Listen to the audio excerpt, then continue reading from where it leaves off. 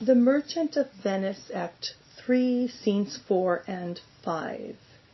In these scenes we see the Merchant of Venice as a primitive society, according to the sociologist Emil Durkheim.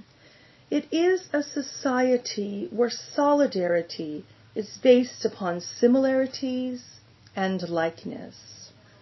In a modern society, solidarity, or the collective consciousness, is based upon the respect and dignity of the individual, the sacredness of the individual. Durkheim states that in a modern society, the human person is an object of a sort of religion. Man is sacred. He has a majesty that many religions lend to their gods. And this is why we are horrified in Act 1, Scene 3, when Shylock speaks.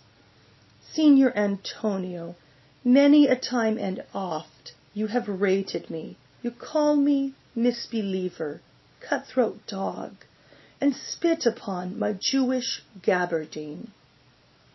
And Shylock continues further to state that Antonio has even kicked him.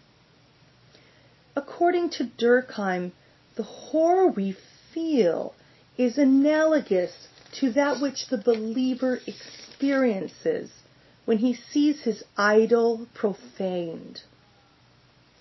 For we live in a society that has consecrated man as sacred. And unfortunately, the Merchant of Venice shows us that man has no innate right to this aura that surrounds and protects him against sacrilegious trespass. It is merely the way in which society thinks of him. In Act 3, Scene 5, this society thinks that Jewish people are damned souls. In Act 3, Scene 4, the aura that surrounds and protects is given to Antonio. Lorenzo speaks of Portia's bounty towards him. You have a noble and true conceit of godlike amity. But when it comes to Shylock, Portia does nothing to offer relief when, at the end of the courtroom scene, Shylock is in a state of hellish misery. He is not the semblance of her soul, and Shylock knows this. In Act 3, Scene 1, Shylock speaks.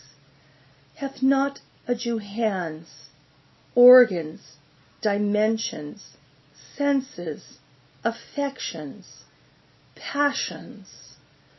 Shylock is calling for a solidarity, a collective consciousness based upon the sacredness of the human being, a religion of humanity that Durkheim illuminates.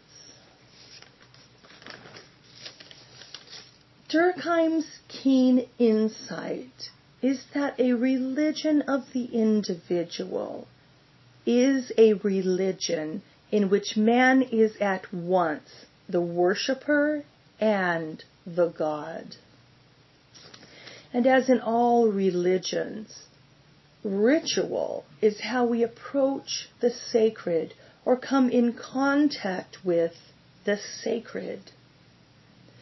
The sociologist Irving Goffman wrote that how we treat one another are about the rituals through which the reality and dignity of individual human beings are recreated and affirmed in minute aspects of daily life.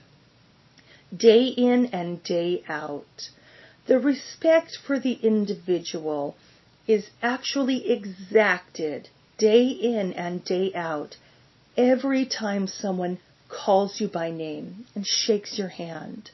Every time someone nods and smiles. It is like the salute in yoga, namaste. I honor the God within you.